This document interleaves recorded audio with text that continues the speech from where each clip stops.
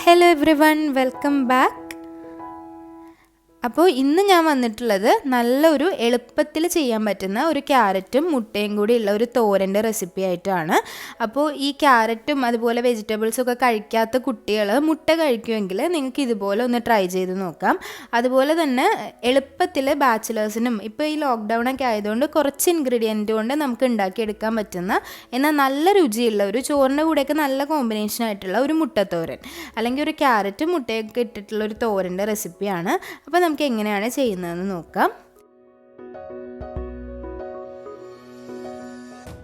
അപ്പോൾ അതിനായിട്ട് ഒരു പാൻ എടുത്തിട്ടുണ്ട്. അതിലേക്ക് ഒരു ടേബിൾ സ്പൂൺ വെളിച്ചെണ്ണ ഒഴിച്ചു കൊടുത്തിട്ടുണ്ട്.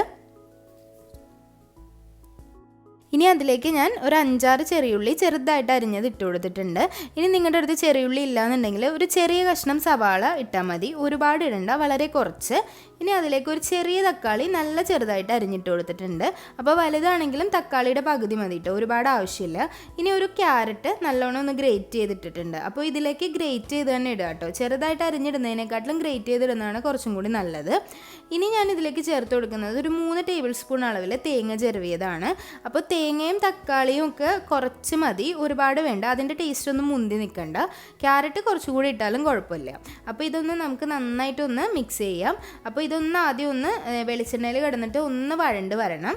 അപ്പോൾ അതിലേക്ക് ഞാൻ ആവശ്യത്തിന് ഉപ്പ് കൂടി ചേർത്ത് കൊടുത്തിട്ടുണ്ട്. അതുപോലെ തന്നെ ഒരു 1/4 ടീസ്പൂൺ അളവിൽ മഞ്ഞൾപ്പൊടി, 1/2 ടീസ്പൂൺ അളവിൽ മുളക് പൊടി. ഇതിപ്പോൾ കാശ്മീരി റെഡ് ചില്ലി പൗഡറാണ്, നിങ്ങൾക്ക് എരിവിനനുസരിച്ച് ചേർക്കാം കേട്ടോ. ഇനി ഒരു 1/4 ടീസ്പൂൺ ഗരം മസാലപ്പൊടി, അതുപോലെ തന്നെ ഒരു 1/2 ടീസ്പൂൺ അളവിൽ കുരുമുളക് പൊടി ചേർത്ത് കൊടുത്തിട്ടുണ്ട്.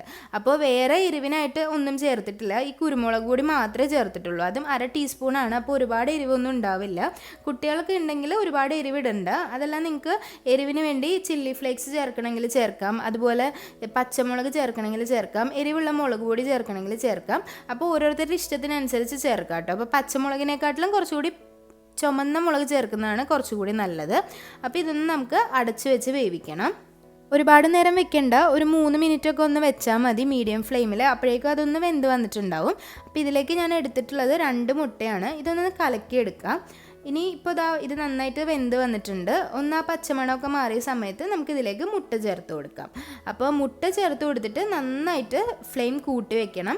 കൂട്ടി വെച്ചിട്ട് പെട്ടെന്ന് തന്നെ അത് വെന്ത് കിട്ടും. മുട്ട നമ്മൾ സാധാരണ മുട്ട ചിക്കുന്നത് പോലെ തന്നെ അത് പെട്ടെന്ന് വെന്ത് കിട്ടും. അതുപോലെ തന്നെ നന്നായിട്ട് ഇളക്കി കൊടുക്കാൻ ശ്രദ്ധിക്കണം. ഇളക്കിയില്ലാന്നുണ്ടെങ്കിൽ അതിങ്ങനെ പല സ്ഥലങ്ങളിലായിട്ട് കിടന്നു പോവും. ഇളക്കുകയാണെന്നുണ്ടെങ്കിൽ ആ ഒരു ക്യാരറ്റും ഇതൊന്നായിട്ട് ഒരുപാട് അങ്ങ് ഒട്ടിപ്പിടിക്കാതെ നന്നായിട്ട് മുട്ട വെന്ത് കിട്ടുകയും ചെയ്യും. ഇതുപോലെ നല്ലപോലെ ആയി കിട്ടും.